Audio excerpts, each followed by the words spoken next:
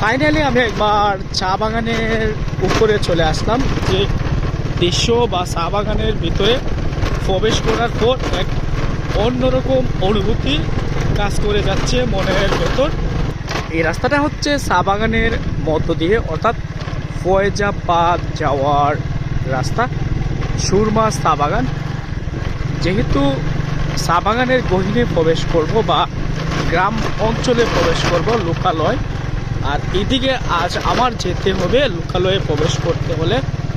তো দেখি কতটুকু যাওয়া যায় এবং সেখানে কি কি আছে সবগুলোই আমার ভিডিওতে তুলে ধরবো এবং রাস্তাটা কতটা নীরব আপনাদের দেখাবো।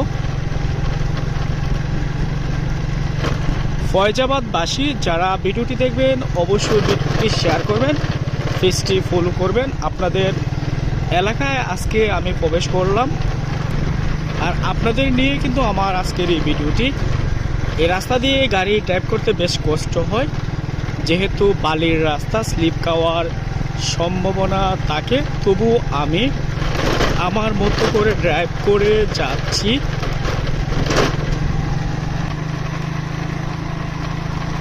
রাস্তার যে সৌন্দর্য আর চা বাগানের উঁচু নিচু টিলা সব কিছু মিলিয়ে আজকের যে অ্যাডভেঞ্চারটা আমার কাছে অন্যরকম মনে হচ্ছে। অবশ্যই যারা আমার ভিডিও দেখেন ভিডিওটি শেয়ার করবেন, আর উঁচু নিচু টিলাগুলো আপনাদের কেমন লাগতেছে অবশ্যই জানাবেন। আপনাদের জন্যই কিন্তু আমার ভিডিও বানানো।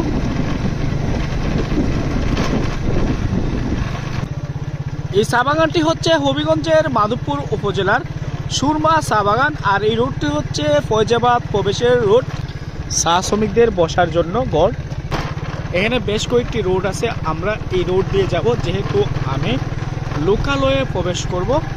আর এমন দৃষ্টিনন্দন যে সৌন্দর্য সেটি অবশ্যই আপনাদের আমি উপভোগ করানোর জন্যই কিন্তু আমার এদিকে আজকে আসা।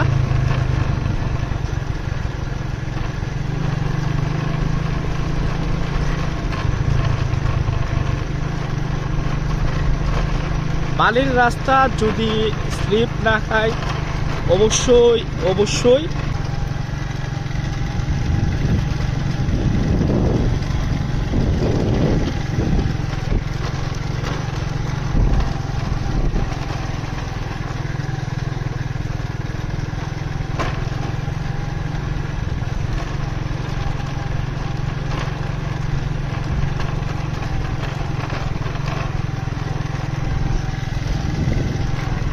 সামনে বানর দেখা যাচ্ছে। দেখি বানর অনেকটাই ভয় পেয়েছে, আর বানরগুলো লোকালয়ে আবার চা বাগানের ভিতরে চলে গেছে। আর এমন সুন্দর সুন্দর অ্যাডভেঞ্চার উপভোগ করার জন্যই কিন্তু আজ আমার এদিকে আসা। হাই, বানরগুলো অনেকটাই ভয় পেয়েছে, যার জন্য তারা আবার চলে গেছে।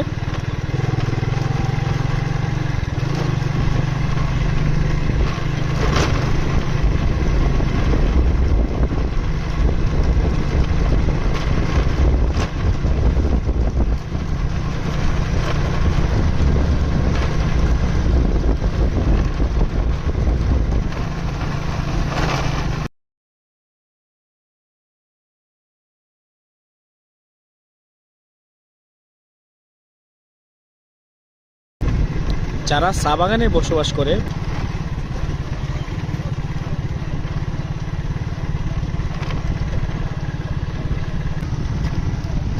আমি এই রাস্তাটা দিয়ে যাই, আর এই রাস্তাটা কতটা সুন্দর আমি আপনাদের একটু দেখাই।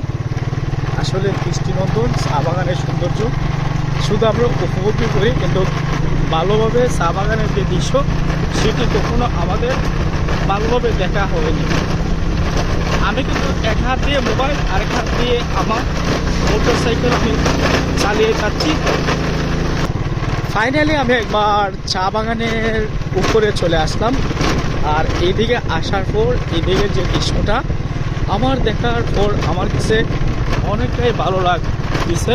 আর এইদিকে যে দৃশ্য বা চা বাগানের ভিতরে প্রবেশ করার পর এক অন্যরকম অনুভূতি কাজ করে যাচ্ছে মনের ভেতর।